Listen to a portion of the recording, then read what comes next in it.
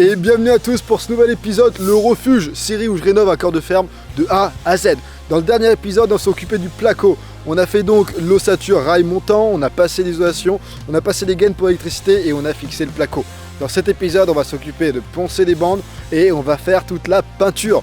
Donc il devrait y avoir un aspect transformation visuelle. C'est parti, on rentre directement dans le chantier. Et la première étape va être de poncer toutes les bandes. Pour ceux qui débutent dans la rénovation, le but de poncer les bandes, c'est de faire en sorte qu'il n'y ait aucune aspérité entre deux panneaux de BA13, donc deux panneaux de placo. En gros, tu sais que tu as bien poncé les bandes si jamais tu fermes les yeux et que tu passes ta main d'une première plaque de placo à une deuxième sans sentir aucun relief ou aspérité. Le but, tu l'as compris, c'est d'avoir un mur bien plat, bien rectiligne. Donc pour poncer les bandes, il te faut un peu de matos, déjà des EPI pour éviter de respirer toute la poussière, un aspirateur, une girafe, le papier abrasif qui va bien et une cale à poncer pour les angles. Si jamais tu veux un tuto plus complet où je te donne tous mes meilleurs conseils pour poncer les bandes correctement, je te renvoie dans la description et tu trouveras une vidéo où je te donne toutes mes meilleures astuces.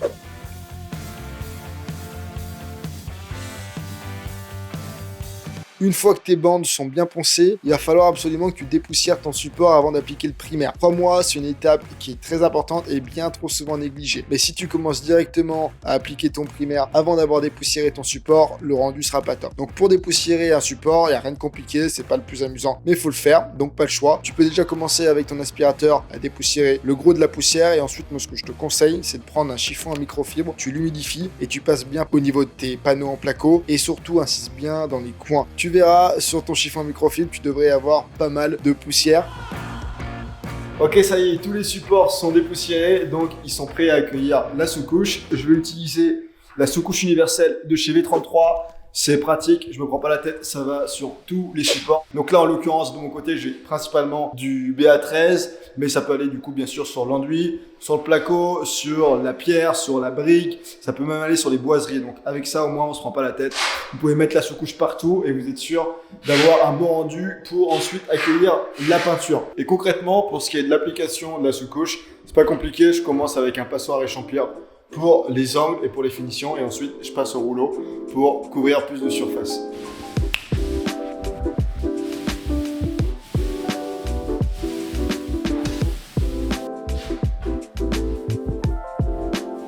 La maison a été recouverte de sous-couches, autant les plafonds que les réchampis, c'est-à-dire les angles, que les cloisons. Mine de rien, ça demande un peu de temps et il faut quand même assez tendre la sous-couche pour que le placo absorbe vraiment la sous-couche. C'est ce qui permettra ensuite d'appliquer la première couche de peinture et éviter que le placo absorbe toute la peinture. Gros avantage de la sous-couche, c'est que ça vient faire ressortir tous les petits défauts. Profitez-en avant de passer à la première couche de peinture. Regardez s'il faut rattraper des choses. Il y avait 2-3 endroits où j'avais oublié de bien poncer, où il y avait des trous qui restaient dans le plafond. Prenez un peu d'enduit, rebouchez tout ça correctement et ça vous permettra ensuite, lorsque vous appliquez votre première couche de peinture, tout soit nickel, sinon ça va se voir. Poncez tout ça avec un grain très fin, attention, venez pas enlever trop de matière. Poncez tout le support, dépoussiérez-le et ensuite on va appliquer la première couche de peinture.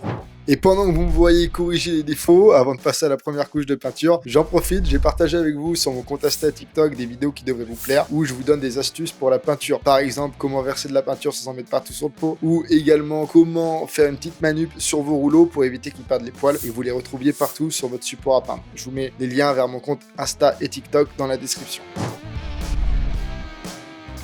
On peut enfin passer à l'application de la première couche de peinture. Déjà, j'ai utilisé de la peinture intérieure de chez V33, mon partenaire qui m'a envoyé toute la peinture pour mon chantier. Merci à eux et il faut dire que c'était une petite merveille à utiliser.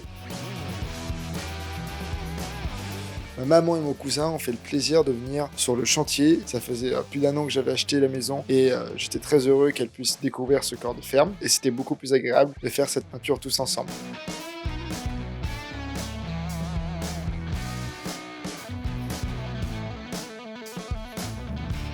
C'est parti pour le plafond! C'est surtout la peinture au niveau du plafond qui demande un peu plus d'énergie puisqu'il faut tendre les bras et bien presser le rouleau pour faire en sorte que le placo adhère correctement avec la peinture.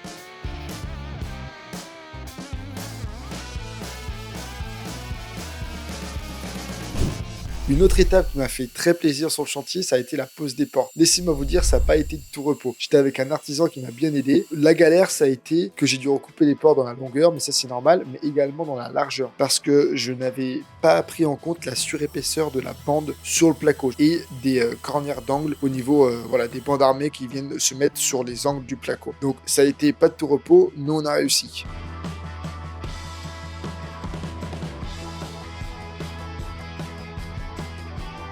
Ok l'équipe, petite parenthèse dans la vidéo pour vous parler du sponsor Reolink qui sont spécialisés dans les caméras de surveillance. Et là ils viennent de m'envoyer un de leurs nouveaux produits en kit pour que je puisse vous le présenter. C'est un kit Home Hub, donc un hub pour la maison, vous allez comprendre à quoi ça sert, avec 2 caméras de surveillance. Là en l'occurrence c'est les modèles Argus 4 Pro, 2 panneaux solaires pour venir alimenter ces caméras de surveillance et le hub pour la maison.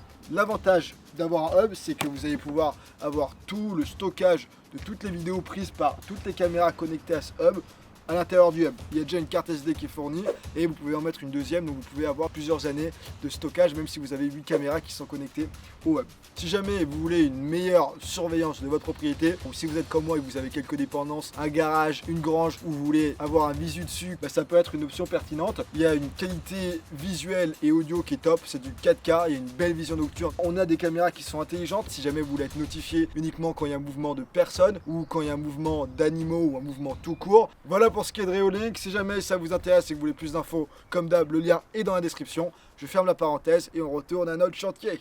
Aujourd'hui, je te montre comment fixer une poignée sur une porte. Je viens de poser mes portes. Là, j'ai acheté une poignée pour une porte d'intérieur. Si jamais vous êtes sur une poignée de WC par exemple ou de salle de bain, vous avez des poignées à condamnation où vous pouvez vous enfermer de l'intérieur. C'est pas le cas sur ce type de poignée. Donc il va vous falloir les poignées en question, une perceuse visseuse, une mèche de 10, une petite mèche pour faire les pré-perçages. Une petite astuce, c'est d'avoir du scotch également à portée de main. Première étape, on va enlever les poignées.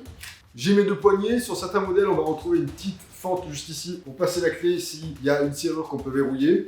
Et on a une poignée extérieure avec les 2 petits orifices dans laquelle va venir les 2 vis. Et on a l'autre poignée où là, il n'y a pas d'orifice. Donc là, ce qui va nous intéresser, c'est de garder celle où il y a les 2 orifices où on pourra faire nos perçages. Je prends mon carré, je le mets juste ici. Ce sont bien sûr 2 poignées qui sont toujours symétriques au niveau des petits arcos. Donc même si j'utilise qu'une seule pour faire mes repères, ce sera exactement le même emplacement des trous. Je vais venir positionner ma poignée dans le carré. Ensuite, vous faites en sorte d'être bien parfaitement d'aplomb. Donc si jamais vous avez un doute, vous prenez un petit mètre et vous vérifiez en bas et en haut, vous avez la même distance par rapport à l'extrémité du champ de la porte. Ensuite, vous prenez votre perceuse visseuse et une petite mèche à bois pour faire 2 petits repères.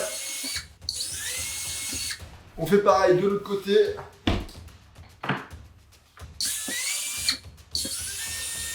Une fois qu'on a percé nos 4 trous, 2 de chaque côté, je vais pouvoir prendre la mèche de 10. Et là, l'idée, ça va être de percer de chaque côté jusqu'à la moitié de l'épaisseur de la porte. Il ne faut pas faire un seul perçage débouchant, autrement on risque d'abîmer la porte en faisant des éclats. Et ça, on n'a pas envie. Petite astuce, si vous avez peur de percer trop loin du premier coup, vous prenez l'épaisseur de la porte, 4 cm, divisé par 2, et ensuite vous mettez un petit scotch en drapeau au milieu de la mèche en laissant 2 cm. Comme ça, vous êtes sûr que dès que le scotch rentre en contact avec la porte, il faut vous arrêter.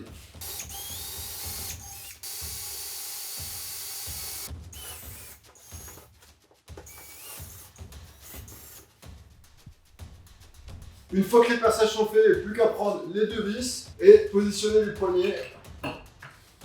Hop. Les petits ergots devraient rentrer nickel dans nos perçages, comme ça. Ensuite, petit tour de vis.